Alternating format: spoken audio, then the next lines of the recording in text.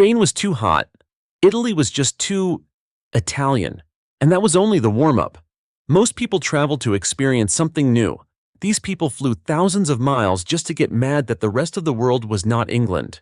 They saw blue water, beautiful old streets, amazing local food, and still stayed focused on finding Heinz beans, a Sunday roast, and a pub that looked exactly like the one back home.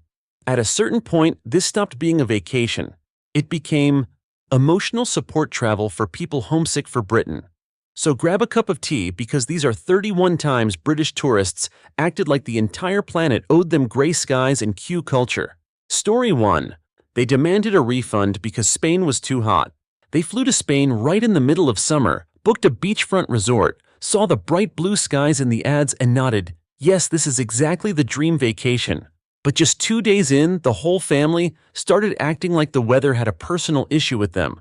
They complained the heat was unreasonable, the sun was too intense, and everywhere they went, they looked annoyed, like the sun was personally targeting British tourists. The funniest part is they were not misled. No one hid the fact that Spain is hot in the summer. No one sold them a cool seaside like Brighton package. They booked the trip themselves, chose the hottest month, and still reacted like the entire country secretly changed its climate the moment they landed. Like they booked a beach vacation, then got mad at the sun for doing its job too well. They did not hate the vacation. They just hated that Spain dared to be Spain. Story 2. They complained the beach had too much sand. A tourist went on a beach vacation sunbathing, taking photos walking along the shoreline, and then left a 1-star review with a very serious complaint. There is sand everywhere. And somehow this was not just an observation. It was said like the beach had failed at its job. Sand got into their sandals, their towel, their bag stuck to their feet, and followed them all the way back to their room. But instead of thinking, well, I am at the beach, this guest reacted like someone had designed the entire coastline poorly and forgot to clean up all the sand. It is exactly like going to a zoo and getting mad there are too many animals. The problem was not that the vacation was bad. The problem was that they chose a place full of sand and were shocked when it behaved like a beach. Honestly, they did not need the ocean. They needed a concrete pool with a nice view. Story 3. They got angry because the cafe in Italy spoke Italian. They visited a small village in Italy, walked into a local cafe, and almost immediately felt disrespected because the owner and regular customers were speaking Italian to each other. No one was rude, no one asked them to leave, the service was not bad at all. People were simply using the language of their own country in a small cafe in Italy. But with a very strange level of confidence, this completely normal situation turned into a hostile atmosphere, as if the entire cafe was supposed to pause its culture just to be more convenient for tourists. Some people do not travel to experience other cultures. They travel to see if those cultures will adjust to them. They were not experiencing culture shock. They were just annoyed that the culture did not automatically switch to English. And of course, when that did not happen, the next step was almost always to speak louder. Story 4. They spoke louder and slower, so all of Europe would understand. When nobody understood them, they did not try learning a few basic words, did not use hand gestures, and did not open a translation app. They just turned up the volume like they were troubleshooting a disconnected electronic device. You know the type already. 2. Cough fees, please, slower, louder, more confident. As if the whole world was just one high-volume performance away from suddenly becoming fluent in English. The funny part is, they did not see anything strange about it. They genuinely believed the problem was the other person's ears, not the fact that they were standing in a different country, acting like a walking speaker system. Nothing says global citizen quite like yelling basic nouns at a waiter, like you are negotiating with a microwave. At this point, language was not even the biggest barrier. Their ego was the thing that actually needed translation. Story 5. They were outraged. The buffet did not have a full English breakfast. The breakfast buffet had fresh fruit, pastries, cheese, eggs, local sausages, good coffee juice, everything that looked delicious and inviting. But for some tourists, it was all just background for one question. Where are my Heinz beans? They walked into the hotel restaurant like they were inspecting an overseas branch of the UK. No proper baked beans, no correct hash browns, no familiar tea. And suddenly the whole vacation did not meet standards. The funny part is they were standing in the middle of the Mediterranean, surrounded by fresh local food, Yet emotionally, they had never left their usual breakfast spot back home. In the end, an entire international cuisine lost to a single can of beans. And if breakfast was already enough to push them over the edge, just wait until Sunday when the roast dinner crisis begins. Story 6. Sunday without a roast was completely unacceptable. They went on vacation in Portugal, enjoying the sunshine, blue ocean, and relaxed atmosphere. But when Sunday came, they started acting like the entire country had personally betrayed them. From early morning, the most important mission of the trip was no longer relaxation. It was finding a proper Sunday roast. Roast beef, Yorkshire pudding gravy, everything had to be exactly like back home. If it was not there, 1-star review. If it was close, but the gravy was not quite right, still 1 star. The funny part is, they were in a completely different country surrounded by amazing local food. Yet emotionally, they had never left their usual pub at home. Some people do not actually want a vacation.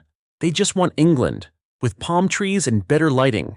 They do not miss home. They just miss bistro gravy. And somehow that was only the beginning. Story 7. They wanted a Greggs in the middle of a historic square. Standing in a centuries-old European square, surrounded by historic architecture, fountains, cobblestone streets, and an atmosphere full of history, their first thought was, this would be better with a Greggs. It was not that they did not find the place beautiful, they just felt it was missing convenience and somehow believed a British chain bakery would improve the entire setting. Like standing in front of a cultural landmark and seriously suggesting a sausage roll would elevate the experience. It felt exactly like looking at the Colosseum and saying, yeah, it's nice, but this place really needs a drive-through. The funny part is, they did not see anything strange about it. In their mind, 500 years of history still could not compete with something familiar. And if that was already a lot to process, wait until the people who walk through old towns and then complain that they feel too old. Story 8. They complained. The old town looked too old. They visited a famous old town, walked along cobblestone streets, saw weathered walls, wooden doors, and squares shaped by centuries of history, and genuinely asked why the place had not been renovated to look newer. What others saw as history, depth, and charm, they saw as something overdue for maintenance, like the entire city needed an urgent interior makeover. The funniest part is, they came here because it was historic, then got annoyed that it behaved exactly like a historic place. Traveling to see history and then complaining that it looks old is a very confident level of missing the point. They did not want a monument. They wanted the concept of a monument, but with elevators and glass doors. At least the old town was still on land, because some people go to the Mediterranean and still find a way to complain that it looks wrong. Story 9. They said the Mediterranean was too blue to be real. They stood in front of water so blue, so clear it looked like a postcard, and complained that it looked fake. The issue was not that the sea was dirty, crowded, or rough. The problem was that it was too bright, too blue, too clear, and most importantly, too different from the cold gray color they believed a real sea should have. Like nature had over-edited the colors, making something beautiful feel suspicious just because it did not match what they were used to. The funny part is, most people would see that view and think they had found paradise. They looked at the sparkling water and reacted like something was seriously off. In the end, nature got criticized for having the wrong color palette. And if the ocean was already disappointing, just wait until they discover a remote mountain village without a Tesco Express. Story 10. They booked a remote mountain villa, then demanded a Tesco Express. They chose a mountain villa described as peaceful, private, and far away from city noise. It sounded like the perfect relaxing getaway. But just a few hours in, that same peace became the problem. There were no convenience stores nearby, no supermarkets within walking distance. If they wanted milk snacks or anything small, they had to drive. The mountains were beautiful. The air was fresh, but all of that quickly got overshadowed by a very modern crisis. Why is there no Tesco Express here? The funny part is, they were not misled. They booked a remote location and were shocked when it behaved like one. It was the perfect example of ruining your own vacation. They got exactly what they asked for, and somehow, that was the problem.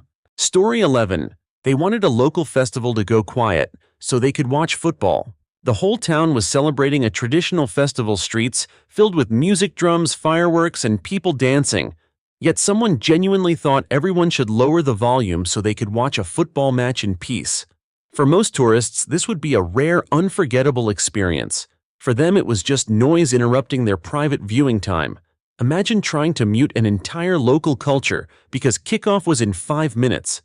The funniest part is they did not see anything strange about that request. In their mind, a centuries-old festival should be considerate enough not to interfere with a broadcast schedule. It was not the festival bothering them. It was reality daring to exist outside their football timetable. And somehow the entitlement still had room to grow. Story 12. They declared the whole trip a failure because it was not like England. After the entire vacation, the biggest disappointment was not the hotel, not the service, not even the price. What bothered them most was realizing that abroad was not actually England. The food was different, the schedule was different, the language was different, the weather was different, the pace of life was different. In other words, everything was doing exactly what a different country is supposed to do.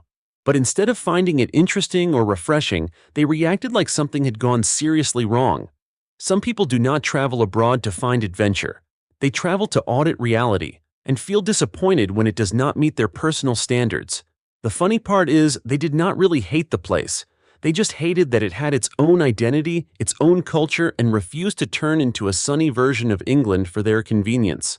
And trust me, this list still has plenty of people who do not just want other countries to look like England, they want them to run on their schedule too. Story 13. They said dinner in Paris was too late. They went to Paris and acted like the entire city was doing something wrong, simply because people were not having dinner at 6 p.m. To them, if restaurants were not busy, yet kitchens were not fully running, and the atmosphere still felt relaxed, something had to be off. But instead of realizing the dining culture was just different, they treated the city's rhythm like a system error that needed fixing. It felt like going to New York and complaining it is too loud, or going to Las Vegas and being annoyed there are too many lights. The funny part is, Paris was not doing anything wrong. It was just being Paris. What they called inconvenient. Others called lifestyle habit and a normal part of living there. And somehow that still was not enough. Because some people get even more upset when local shops dare to close for lunch. Story 14. They were shocked. The whole town closed for lunch. They just wanted to buy a few small things, maybe a bottle of water, some snacks, something simple for the trip, and suddenly realized almost the entire town was closed in the middle of the day. Instead of thinking, oh, this must be a local routine, they reacted like they had discovered a serious management failure. In their mind, people should clearly pause lunch rest and their daily rhythm, just so a tourist's schedule would not be interrupted. Nothing says main character energy louder than expecting an entire town to skip lunch so your vacation runs smoothly. They were not stuck. They were just being denied the privilege of being the center of the universe. And of course, if shops were not open when they wanted, then at the very least, the street signs should be in their language. Right? Story 15. They complained. Street signs were not in English. They got lost in an old European neighborhood, took a few wrong turns, wandered around for several minutes, and confidently concluded that the problem was not them, but the fact that street signs were not in English. It was not because they did not prepare, not because they did not check a map, not even because they were in a place with complex historic streets. According to their logic, the entire city had somehow failed to design itself specifically for British tourists, and of course that quickly turned into a very confident complaint. The funny part is, the urgent issue was not being lost. It was existing in a place that was not labeled for them. They were not really trying to find their way. They were trying to find a subtitled version of reality. And if you think this list cannot get any more absurd, trust me, it is only getting started. Story 16. They complained. Staff did not understand British slang. They said cheers mate to resort staff abroad with full confidence, then started getting annoyed when the other person did not fully understand what they meant. The funny part is not using slang. Everyone has their own way of speaking. The humor comes from using highly local, very specific expressions, and then acting like not understanding them is a serious professional failure. As if international staff should come with certification in regional British slang before their first shift. Using niche British slang overseas and expecting instant understanding is a very confident kind of broadcasting. They were not really communicating. They were transmitting a local signal internationally. Then surprised no one could pick it up. And while they were frustrated about language, others were about to get annoyed over something even more basic: too many locals. Story 17. They complained. There were too many locals at the resort. They traveled to another country for vacation, went to the beach, visited restaurants, walked around, and then started getting annoyed that everywhere they went, locals were there enjoying their own home. The funny part is that is usually a sign the place is authentic, lively, and not just a stage built for tourists. But to them, the presence of too many locals made it feel less international than expected. Like they wanted to experience a real country, but only just enough for nice photos and easy ordering, not enough to actually share space with the people who live there. Imagine going to someone else's home and being surprised they are there too.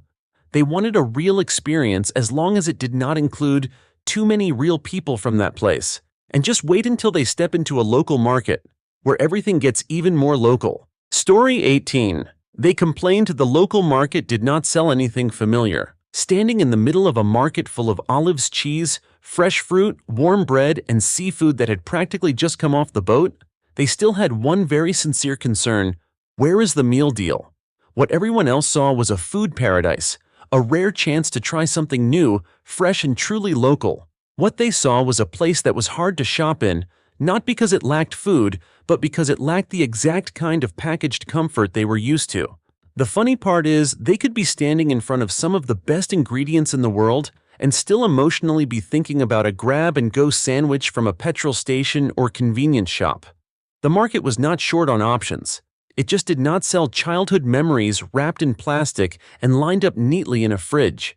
And speaking of food, of course, we have to talk about the people who can sit in front of a beautiful plate of fresh pasta while mentally still being in a pub. Story 19. They complained. Local food was not like pub food. They sat in front of a plate of freshly made pasta, rich sauce, seasonal ingredients, beautifully presented. And their first question was still, "Do you have chips?" A family-run restaurant in Italy had served exactly the kind of dish people travel across Europe to experience: fresh, regional, and made with pride. But all of that value disappeared instantly because it did not resemble what they usually eat on a Friday night at their local pub. The funny part is, they were not saying the food was bad. It just was not familiar enough to make them feel comfortable. Flying across Europe only to compare dinner to pub food back home is a very specific level of attachment to comfort food. In the end, local cuisine lost to emotional familiarity. And if food was not enough to make them miss home, do not worry. British TV was ready to bring them right back. Story 20. They were angry. The hotel did not have enough. British TV. They flew to Greece to enjoy the sea sunshine and a relaxing poolside vacation, then spent a surprising amount of time reviewing the fact that the hotel did not have enough British TV channels. There was a beautiful view, cold drinks, ocean breeze, the kind of scenery people take dozens of photos to capture, and somehow, all of that was overshadowed by the fact they could not watch their usual programs like they were sitting in their living room back home. The funny part is, they traveled abroad to change their surroundings, but emotionally tried to recreate their living room anyway. Nothing says I'm open to new experiences quite like rebuilding your evening TV routine on vacation. They changed the view outside the window, but refused to change the screen inside. And while their eyes were fixed on the TV, others were looking at the beach, only to complain it was not gray enough. Story 21. They said the beach was too beautiful to feel real. The water was blue, the sky was clear, the sun was shining, everything looked like a perfect vacation ad. And somehow that was the problem. To them it did not feel real because it lacked the gray tones and familiar chill they were used to. This is the kind of complaint you have to hear twice just to be sure no one is joking. Everything was too bright, too clean, too postcard perfect, and somehow that made it harder for them to connect with it emotionally, like paradise was trying too hard. The funny part is, most people would look at that view and think it was the highlight of their trip. They stood there and thought, sure, it's nice, but where is the miserable weather? They did not hate the beauty. They just felt it needed a bit of climate suffering to feel authentic. And if perfect weather was already a problem, wait until the people who book a family resort and then get shocked that it is full of families. Story 22. They booked a family resort, then complained there were too many kids. They booked a family resort and then wrote a review like the presence of children was an unbearable plot twist. The pool was full of kids. Breakfast was louder. Activities were happening all day. In other words, exactly what the resort had advertised from the beginning. But instead of realizing they chose the wrong place, they got upset at reality, as if the resort had secretly changed its concept after they checked in. Booking a family resort and complaining about children is like going to a concert and being annoyed there is music. The funny part is, no one misled them. All the signs were there. They just walked in with a very personal interpretation of what family meant. In the end, the resort did not trick them. They just surprised themselves. And at least children are still human, because some people go even further and get angry at things like air conditioning. Story 23. The air conditioning was not cold enough to feel like winter in Leeds. The room was already cool, but they still were not happy because it was not cold enough to recreate the emotional experience of November in northern England. They traveled to a hot country, stayed in a perfectly normal hotel, and somehow expected the air conditioning to produce a full hometown climate package. Not just comfortable cool air for relaxing. They wanted a cold with personality, the kind of cold that makes you question whether you need another layer. The funny part is, by that point, they were not really adjusting the temperature anymore. They were trying to switch on a weather memory. They did not want air conditioning. They wanted a form of emotional climate nostalgia. In the end, they were not trying to cool the room. They were trying to freeze reality until it felt a little more like home. And if the temperature still was not wrong enough for them, just wait until the people who stand in a city famous for beer and still think it is missing one very familiar thing. Story 24. A world-famous beer city, but still missing a proper British pub. They stood in a city known worldwide for its beer, surrounded by historic bars, long wooden tables, foamy pints, lively atmosphere, and a rich drinking culture. And still felt disappointed because they could not find a proper British-style pub. The funny part is, everything there was great in its own way. The drinks were good, the setting was unique, the history was real, the experience was memorable. But in their eyes, it all felt like an incomplete version of a proper pub. Like an entire city famous for beer was still missing the familiar feeling of a Saturday night back home. Traveling somewhere known for its beer culture, and still wanting your local corner pub is a very specific kind of loyalty to comfort. In the end, an entire drinking culture lost to a weekend memory. Story 25. The staff were not friendly in the way they expected. The service was polite, efficient, and professional. Orders were correct. Food arrived on time. There was nothing to complain about in the usual sense, and yet they were still not satisfied because the staff did not talk in the familiar chatty way they preferred. In many places, good service means respecting personal space, being efficient, and not interrupting too much. But for some tourists, if there is not the right amount of small talk, the right tone, the exact kind of friendliness they are used to, it immediately gets labeled as cold or unfriendly. The funny part is, some people do not judge service based on quality. They judge it based on whether it matches the voice in their head. The staff were not rude, they just were not performing the role the guest had already imagined. And when both service and everything else miss that expectation, they start rating an entire country's way of life. Story 26. The whole country was operating in the wrong time zone for them. Breakfast was at a different time. Restaurants ran on a different schedule, shops opened and closed at different hours, and somehow that alone was enough for them to decide the whole place was not functioning properly. The funny part is, the issue was not that they were caught off guard. The issue was that they stepped into another country and still expected everything to quietly run on their familiar routine. Instead of adjusting to the place they were visiting, they wanted the place to adjust to their personal schedule. At that point, this was no longer travel adaptation. This was a personal timetable being internationalized with an impressive amount of confidence. There is something almost admirable about visiting another culture and still expecting it to operate on your habits. In the end, they were not really suffering from jet lag. They were suffering from expectation lag. And when everything else already feels too different, there is always one final detail capable of pushing them over the edge the way people queue. Story 27. No proper British queue meant total chaos. All it took was a slightly messy train platform, a few people not standing in a straight line, a bit of local style movement, and suddenly it felt like civilization was collapsing in front of them. In some places, people do not queue in perfect silence, evenly spaced, like they are part of a national ritual. Things are more flexible. faster, a little chaotic, but still functional. But in the eyes of some tourists, this is no longer a cultural difference. This is a moral crisis. To them, queuing is not just waiting, it is a belief system. And when that belief system is not respected, they are not just losing their place in line. They are losing their sense that order itself is still intact. At this point, almost any small detail becomes proof that the place is too foreign. Story 28. Everything felt too foreign. So they were uncomfortable. The food was unfamiliar. The buildings were unfamiliar. The language was unfamiliar. The rhythm of life was unfamiliar. And ironically, that was exactly what bothered them the most about the entire trip. What should have sparked curiosity, exploration, and stories to tell later, instead felt like a long series of mental inconveniences from morning to night, as if the whole vacation was a test of how much difference they could tolerate. And they were not enjoying the exam. The funny part is, they were not dealing with culture shock in the usual sense. They were just uncomfortable not being the default setting anymore. The world around them was not adjusting to match what they were used to.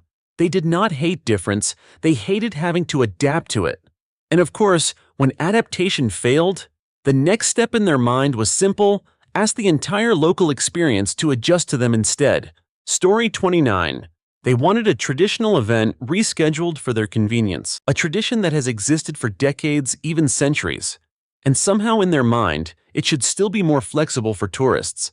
The funny part is how natural that thought feels to them, that a local community with its own history, rituals, and rhythm of life should optimize its schedule just to make a visitor's vacation slightly more convenient. This is not a small suggestion like it would be nice if it were easier. This is a very confident expectation, as if local culture should have a customer service department dedicated to their trip. Imagine arriving late to something that has existed for hundreds of years and immediately suggesting changes. They were not there to experience the tradition.